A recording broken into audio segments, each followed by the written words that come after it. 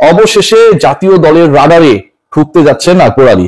বিভিন্ন সময় এই ক্রিকেটারকে নিয়ে বিচ্ছিন্নভাবে আলোচনা তৈরি হলেও শেষ পর্যন্ত দল নির্বাচনের ক্ষেত্রে আকবরের সমসাময়িক যে ক্রিকেটাররা রয়েছেন, সেটা শরীফুল হতে পারেন, তাওহিদ হৃদয় হতে পারেন, তানজিম সাকিব হতে পারেন, কিংবা আমাদের ছোট তামিম হতে পারেন পারভেজ হোসেন ইমন, এই যে 5-6 জনের আমি নাম বললাম, তারা নানা সময় ন্যাশনাল টিমের প্রতিনিধিত্ব করলেও আকবর আলী, বিশ্বাস করুন আর নাই করুন, 3 ফরম্যাটের কোনোটাতেই এখন পর্যন্ত জাতীয় দলের হয়ে খেলার সুযোগ হয়নি। জাতীয় দলে একবার ডাক পেয়েছিলেন আমাদের বিখ্যাত মিনহাজুল আবেদিন নান্নু, সেই সময়টা আকবর আলীকে কল করেছিল এবং তিনি জানতেন না যে আকবর আলী ওই সময়টায় এনসিএল এর ম্যাচে ব্যস্ত ছিলেন, সম্ভবত বরিশালে অবস্থান করছিলেন, সেখান থেকে ঢাকায় এসে জাতীয় দলের ক্যাম্পে যোগ দেওয়াটাই তার জন্য আসলে দুঃসাধ্য ছিল এবং সেটা তিনি করতে পারেন নাই।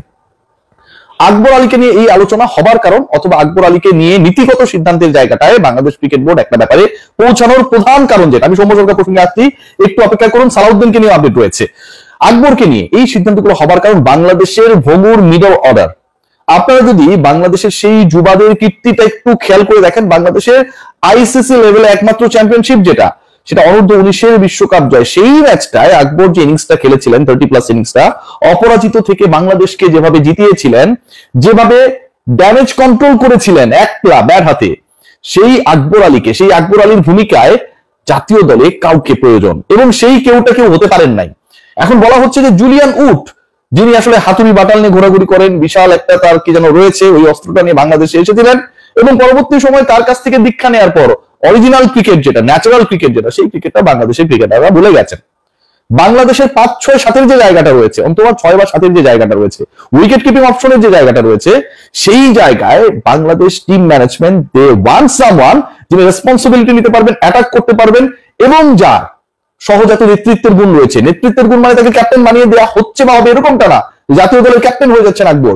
নেতৃত্বের গুণ, লিডারশিপ কোয়ালিটি এখানটায় মিন করা হয়েছে যে ওই সিচুয়েশনটায় লিডার কখনোই, পরিস্থিতি যিনি সামলাতে পারেন, সেই গুণের জায়গাটায় আকবর অনেক এগিয়ে। সবশেষ এনসিএল টি20-তে তিনি তার স্বাক্ষর রেখেছেন এবং বাংলাদেশের, এটা যদিও আসলে একটা ভুইপট টাইপের দল, মানে খুব গুরুত্বপূর্ণ দল না, হংকং একটা দল পাঠানো হয়েছে, সেখানটায় কিন্তু আকবরকে নেতৃত্ব দেওয়া হয়েছে এবং জাতীয় দলের পাইপলাইনে তাকে ইনক্লুশনের ব্যাপারে এটা একটা পদক্ষেপ। জাতীয় দলের রাডারে আকবর সিরিয়াসলি ঢুকে যাচ্ছেন। আয়ারল্যান্ডের বিপক্ষে আপনারা সবাই জানেন বাংলাদেশ টেস্ট এন্ড টি20 খেলবে এবং সেখানটায় কোন একটা ফরম্যাটের দলে আকবরকে দেখা গেলে, অথবা আকবরকে কোন একটা দলের স্কোয়াডে তার প্রেজেন্স থাকলে অবাক হওয়ার কিছু থাকবে না, এবং এটা নীতিগত সিদ্ধান্ত already done. What about Soumya সরকারকে নিয়ে আসলে জাতীয় দল সিলেকশন অথবা প্রভাবিত করার সাথে যে কয়েকটা মেকানিজম জড়িত, সেই গ্রুপগুলোর সাথে আমি কথা বলেছি আজকে সারাদিন। সৌম্যের ব্যাপারে একদম ডিসিশন হ্যাজ বিন গিভেন। সিদ্ধান্তটা হচ্ছে, ওয়ানডেতে যে সৌম্য সরকার লাস্ট ম্যাচেও 90+ ইনিংস খেললেন এবং সেঞ্চুরি বঞ্চিত হয়েছেন, এটা তার ব্যাড লাক। বাংলাদেশ অবশেষে 4 সিরিজে টানা পরাজয়ের পরে উইন্ডিজের এগেইনস্টে ওয়ানডে সিরিজটা জিততে পেরেছিল সৌম্য সরকারের ওই নকের কারণে। সেই ক্রিকেটারকে একই দলের বিপক্ষে, একই অলমোস্ট বোলিং অ্যাটাকের বিপক্ষে আপনি টি20-তে রাখলেন না। আমার অত্যন্ত প্রিয় শ্রদ্ধাভাজন গাজী আশরাফ হোসেন লিপু ভাই, আসসালামু আলাইকুম, তিনি কি ঘোষণা করলেন যে আসলে লিটন কুমার দাসের রিপ্লেসমেন্ট ছিলেন সৌম্য সরকার, লিটনের সাথে সৌম্য বাইরে গেছে। এই যে একটা ছেলে উড়ানো গল্প তিনি বললেন, সেই গল্পের শেষটা কিন্তু মধুর হয়নি। বাংলাদেশ 3-0 হোয়াইট ওয়াশ হয়েছে। ঘরের মাঠে বাংলাদেশ 4 বছর পরে এইভাবে বাজেভাবে পরাজিত হয়েছে।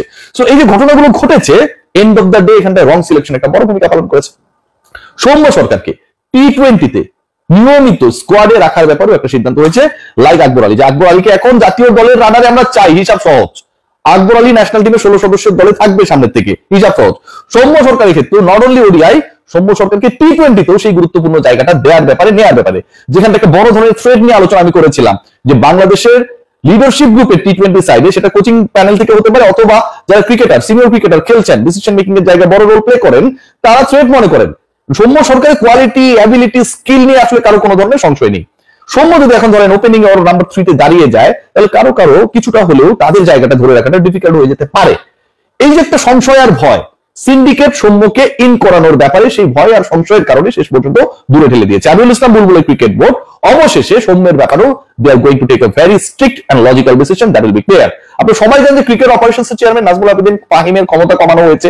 ক্রিকেট অপারেশনস এর এই মুহূর্তে তিনি বাংলাদেশের রাষ্ট্রপতির মতো ছায়া একটা ক্রিকেট অপারেশনস কমিটি গঠন করা হয়েছে, যেখানটায় রয়েছেন 4 জন সাবেক জাতীয় ক্রিকেটার, যার 3 জন ক্যাপ্টেন, যেখানটায় রয়েছেন আমার অত্যন্ত শ্রদ্ধাভাজন পরম শ্রদ্ধেয় ফারুক ভাই, আসসালামু আলাইকুম, রয়েছেন আব্দুর রাজ্জাক, সেখানটায় রয়েছেন বাংলাদেশ জাতীয় দলে প্রতিনিধিত্ব করা সাবেক ক্যাপ্টেন খালেদ মাসুদ পাইলট, এবং আমিনুল ইসলাম বুলবুল তো রয়েছেনই। তো এই যে 4 জন রয়েছেন, এই 4 জন আলটিমেটলি ক্রিকেট অপারেশনসকে বাধ্য হয়ে কন্ট্রোল করবেন। লাগাম না টানলে, নাক না গলালে আসলে ক্রিকেট অপারেশন যেভাবে গোলে মেল্টেড হয়ে পদ্মা থেকে বুড়িগঙ্গায় তারপরে বঙ্গোপসাগরে মিশে গেছে, এটা ভাই মেনে নেওয়া যায় না। বাংলাদেশ দলের ব্যর্থতার প্রধান কারণ ক্রিকেট অপারেশনসে আপনি যোগ্যতম মানুষকে বসাতে পারেন নাই। মানেন আর না মানেন এটাই সত্য, এটা মেনে নিতে হবে। একজন কোচ তার মতো করে সিন্ডিকেটবাজি কোরআনবাজি করবে, আর বাংলাদেশ ক্রিকেট বোর্ডের ইলেক্টেড ডাইরেক্টর যারা তার বস এমপ্লয়ার তারা চেয়ে দেখবে, এটা হতে পারে ভাই? এই ঘটনা হয়েছে। তো এই যে ঘটনাটা ঘটছে, এই ঘটনাটা যেভাবে ঘটেছে সেটাকে অফ করার ব্যাপারে মোটামুটি ডিসিশন হয়ে গেছে, এবং ওই কোরআনবাজির কারণে যে সৌম্য সরকাররা বাদ পড়ে যান সেটাও বন্ধ হচ্ছে। What about Salauddin? Salauddin update আমি প্রমিস করেছিলাম আপনাদেরকে দিব। সালাউদ্দিনের জায়গায় মানে সিনিয়র অ্যাসিস্ট্যান্ট কোচের যে পোস্টটা, সেটা ডেভিড হ্যামকে দেওয়ার একটা পরিকল্পনা বাংলাদেশ ক্রিকেট বোর্ড অলরেডি করে ফেলেছে। সিরিয়াসলি এই আলোচনাটা খুবই স্ট্রিক্ট। ক্রিকেট বোর্ডের মোটামুটি মানে ক্লাব ক্যাটাগরির অলমোস্ট অল ডিরেক্টরস, জেলা বিভাগের যে প্রফেশনাল ডিরেক্টর যারা রয়েছেন, তারা সবাই এই মোহাম্মদ সালাউদ্দিনের উপরে বিরক্ত। তার অ্যাটিটিউড, তার টেকনিক, তার যে স্যালারি তিনি ড্র করেন এবং এটা এগেইনস্টে যে পারফরমেন্স বাংলাদেশ দল করছে, সবকিছু মিলে মোহাম্মদ সালাউদ্দিন যে আলটিমেটলি গুড ফর নাথিং, এটা তারা বুঝে গেছেন। এবং আগামীকাল ক্রিকেট বোর্ডে আপনাদের মহা গুরুত্বপূর্ণ সভা রয়েছে, যেখানে বিপিএল এর টিম সম্পর্কে আমরা একটা আপডেট পাবো। সেই সভা শেষে মোহাম্মদ সালাউদ্দিনের ভাগ্য কোন দিকে যাচ্ছে সেই ব্যাপারে আমরা একটা ক্লিয়ার ইন্ডিকেশন পেতে পারি। সাউথ আফ্রিকা, অস্ট্রেলিয়া, এই দুই দেশের নাগরিকত্বের অধিকারী 2 জন স্কিল কোচের, রেনাউন্ড কোচের সাথে ডিসকাশন চলছে বাংলাদেশ ক্রিকেট বোর্ডে রাইট নাও। এবং ব্যাটে বলে হলে আয়ারল্যান্ড সিরিজেই নতুন ব্যাটিং কোচ যোগ দেবেন, এটাও মোটামুটি final. So overall the discussion is like that. Akbar Ali, finally Akbar Ali is getting preference from Bangladesh cricket board, এবং Akbar Ali is going to be the part of the national side very soon. এই ব্যাপারে নীতিগত সিদ্ধান্ত হয়েছে। সৌম্য সরকারের এগেনস্টে যে কোরআনবাজি, গুটিবাজি, বিভিন্ন কারসাজি চলেছে, সেটাও হচ্ছে সৌম্য সরকারকে টি-20 দলে নিয়মিত করানোর ব্যাপারে, এবং পরের বিশ্বকাপেই সৌম্য সরকার যেন আসলে তার এক্সপিরিয়েন্সকে কাজে লাগিয়ে বাংলাদেশকে ভালো কিছু দিতে পারেন, সেই ব্যাপারে একটা সিদ্ধান্ত হয়েছে। And the third point, Mohammad সালাউদ্দিনের ব্যাপারে সিদ্ধান্ত ডান। ডেভিড হ্যামকে প্রমোট করা হবে, সালাউদ্দিনকে সরানো হবে। অস্ট্রেলিয়া সাউথ আফ্রিকা থেকে যোগ্য ব্যাটিং কোচ বাংলাদেশ দলের কোচিং মহলে খুব দ্রুতই ইনক্লুডেড হবে বলে আমার কাছে খবর রয়েছে। Let's see what happen. But যে আলোচনাটা করলাম ভেরি পজিটিভ। এই ধরনের ডিসকাশনস থেকে যে আউটকামটা আমরা আসলে খোঁজার চেষ্টা করি, বুলবুলের বোর্ড যদি সেটা গ্রহণ করে, তাহলে আমার কাছে মনে হয় যে অনেক ধরনের বিতর্ক থেকে রানিং ক্রিকেট বোর্ড মুক্ত হতে পারবে। সবাই ভালো থাকবেন, টেক গ্রেট কেয়ার।